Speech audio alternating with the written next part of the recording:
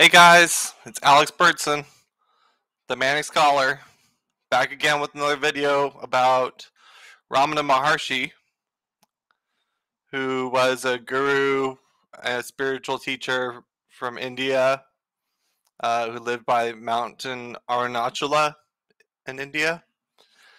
And he had a lot to say about the non-dual teachings of the East, because he had a enlightenment experience when he was really young, and was just known to have a super powerful presence.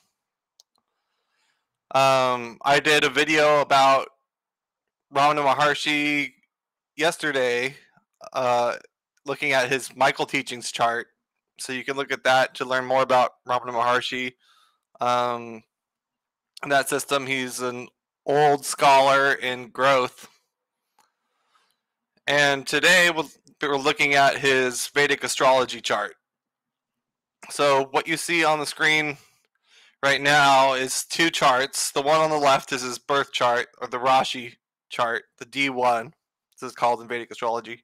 And then the one on the right is the Navamsha chart, the D9. Both are important, but they show different aspects, and it's good to look at them together. But what I'm going to focus on first is his birth chart, looking at the planet placements and what themes I can see here. So I use Vedic astrology because it has a much more advanced system. There's so much more to it than what's in Western, and the calculation for the signs is actually accurate to the stars. And what's interesting about Vedic astrology is there's also nakshatras, which are smaller divisions of the signs, and something called padas, which are even smaller divisions of the nakshatras. So each of those locations and divisions are referencing specific stars. So it is a true astrological system because it's really referencing the stars as it was intended to be in the beginning. But Western astrology doesn't do that anymore. It used to be accurate to the stars when it was created with the tropical zodiac, but it's now off of the actual placements it's ahead by 24 degrees on all your placements. So you have to look at your Vedic astrology chart to actually get a good understanding of what your placements actually are. But anyway, I'll get into his Vedic chart. What we can see is he's a Libra rising. And Libras are always interesting because their chart, it's like everything that all the placements are going to have the opposite significations going on, because the houses usually reflect the signs. So the first house is like the first sign, Aries. It's focused on self. And, like the 10th house is like Capricorn and so on. But in Ramana's case, all the placements are opposite. So like the 8th house has Taurus, the 7th house has Aries. So it's like Libra energy plus Aries. It's like opposite. So I'll just talk about a couple things I see here. So because he is a Libra rising, you have to look to see where his chart ruler is, which is Venus, to see the main area of life that he's focused on. And Venus is in the 2nd house in Scorpio with Mercury. This house usually focuses on wealth, like the assets that you have, but it also deals with speech and education and knowledge. And those are kind of the themes that I see for him. For Ramana, was that his life had a lot of focus on speech, educating people, spreading knowledge. So those are the basic themes from his chart ruler that I can see. And Mercury in 2nd, that could be translated into writing, you could say, but also speech. So that's an extra factor there to have the other planet there. What else we can look at is, if you want to look at his career, look at the 10th house, which has Cancer in it, right here on the right. And Cancer is ruled by the moon, so we have to look to see where the moon is, and it's in the 9th house. So basically his career, what he's known for, is for spreading philosophy, higher knowledge, spiritual understanding, things like that. It's really connected to gurus and higher teachings and philosophy. So that's kind of what his career focus was. Um, he was a spiritual teacher. But another thing to look at here is that his moon is with K2 in the 9th house in Gemini. So so his moon sign is Gemini, and with K2, it's kind of a strange thing because this means that his mind, which is represented by the moon, subconscious, all that stuff, is connected to past life focus. Like he's basically worked on his lunar aspect of himself in past lives for a lot. So it's really advanced. His mind is really advanced. That's what you can see with the moon K2. It can provide a lot of psychic ability, but also connection to like the subconscious, the unconscious, which could be things from the past. He could be really connected to his past lives and stuff like that with the moon with K2. And his sun is actually opposite in the 3rd house with Rahu. So what's interesting about this is he was born close to when a lunar eclipse happened. It would have to be the sun and the moon would have to be exactly opposite. But right now on this chart, you can see that the sun was at 15 degrees of Sagittarius and moon was at 28 degrees of Gemini. If the moon was at 15, or if they were both at 23 with Rahu and K2, that would be a lunar eclipse. Because Rahu and K2 are the eclipse points. When the sun and moon are with it, that's when an eclipse happens. So it was close to a lunar eclipse when he was born. So that's pretty interesting. There might be certain psychological significations for that. But what you can see is basically when the moon's with K2, as I said before, it's connection to psychic ability, a sensitivity like that. But his sun is with Rahu in Sagittarius. So when sun's with Rahu, it really indicates that the person will probably be famous. They're really propelled into a successful, well-known spot, and they become famous a lot of the time. With Sun Rahu, the sun is getting amplified by the power of Rahu. So he was a strong force in the world, having sun with Rahu like that. And it's in Sagittarius, so it's interesting. He's going between 3rd house and 9th house significations, as well as Sagittarius and Gemini, which are very similar, but they're opposite from each other because he's a Libra rising. So what this means is, if we look at his K2, and it's in the 9th house, this means that he's kind of like, he could be rejecting possible past philosophies or religious points of view. But he could also be K2 is a very spiritualizing influence. So, he could be very psychic or metaphysical in the way that he goes about his philosophy. And the moon is there too, so philosophy is going to be a big area of focus in spirituality. But on the other side, with Rahu and Sun and Sagittarius in the 3rd house, that means he's moving more towards the Sagittarius kinds of stuff, which is philosophy and spirituality, higher knowledge, the higher truths, and communicating that. And it's in the 3rd house of communication. It's usually also tied to like artistic communication and expression in some senses, in some cases. But I see more communication related to Sagittarius things, since Sagittarius is there and his sun and Rahu are in Sagittarius. So it's more of the spiritual communication I would see there.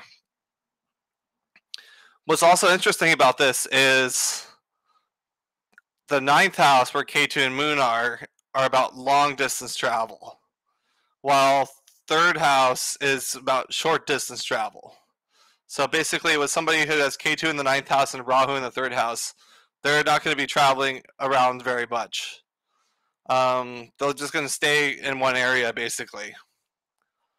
Which is the case for him. He actually stayed with Arunachala, the mountain in Tamil Nadu. I think that's where it is. India. And that's where he set up his ashram, and people just visited him there. Arunachala was basically his guru. He didn't have a teacher. He just felt the power and presence of the mountain in that area. I guess for him, it was a holy site with a lot of spiritual energy. So that's interesting to look at. So a couple of things we can look at. Jupiter is in the fifth house, and that kind of signifies a spiritual ability from past lives. His fifth house is basically past life credit, so he could be connected to spiritual teachings and stuff like that. And another interesting thing you can see is that he has the sixth house. Sixth house has Saturn, and Saturn rules both the fourth and the fifth. But since it rules the fifth, that gives a past life connection to healing, because Saturn's in the sixth. There's a connection between the fifth house and the sixth house, which basically means past life talent connected to healing. So he had a healing ability from past lives. So that's cool to see. And also Saturn in the sixth indicates that he's going to be able to overcome enemies and competitors, and face obstacles. Because whenever there's a malefic in the sixth house, it functions really well. And Saturn is a malefic.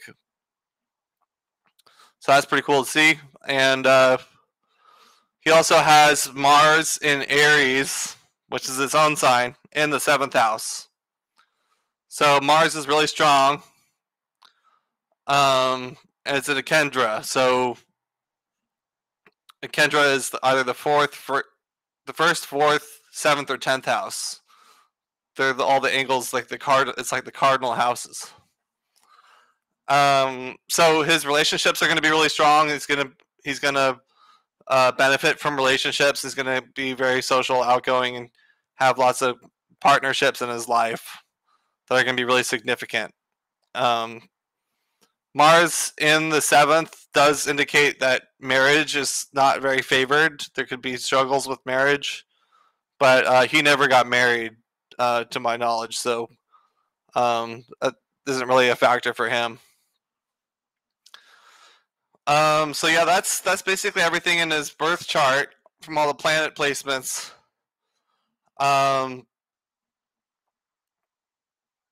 The most interesting thing I see is his Rahu K2 axis with the moon and the sun conjunct Rahu and K2. There's a lot of themes of communication and higher knowledge and philosophy and spirituality. Very intellectual, but also philosophical. So that's a really big theme for him. Psychic ability also with Moon and K2. So yeah, that's everything in his birth chart. And I just wanted to point out a couple things in his Navamsha real quick. There's something called Virgotama, which is when a planet is in the same sign in the Navamsha as it is in the Rashi chart, in the birth chart. And he has 3 placements that are Virgotama. His rising is in Libra in both, and his moon is in Gemini in both, and his Jupiter is in Aquarius in both. So that really strengthens the significations of those planets, because they're using the same energy in both charts. So they're really reinforced. So that's a special benefit to have in your chart. It doesn't happen all the time, but it indicates a strong chart. And his sun's in Leo in the in the Navamsha. So it's in its own sign, so the sun is strong. We can also look to see where Venus is in the Navamsha, because Libra is the rising in Navamsha, and Venus is in the 10th house, so there could be a connection to his career or his social standing as being significant. But yeah, that's about all I wanted to say about his chart. Lots of spiritual teaching, knowledge stuff going on. He's got healing going on with the 5th ruler and the 6th. He's got psychic ability with Moon K2. He's a Sagittarius sun, so philosophy, higher knowledge, truth is big. Rahu is with the sun, so ego is going to be strong, and he's going to be famous. And he was. Yeah, it's Rahu's in the 3rd house, K2 in the 9th house, so communication, higher knowledge, those kinds of things are themes for his life. So yeah, that's what I can see from his chart. I'm going to do another video about Ramana Maharshi through human design this week. And like I said, I already did a video about his Michael teachings chart. And he's an old scholar in growth in that system. But go check that out, because it's interesting stuff that talks about his soul characteristics. That's the same for his whole reincarnational cycle. So you get to learn more about his soul. So yeah, I'll do that. And then the human design is a map of his aura, and it'll tell you about the themes archetypally, like different energies that are part of his aura.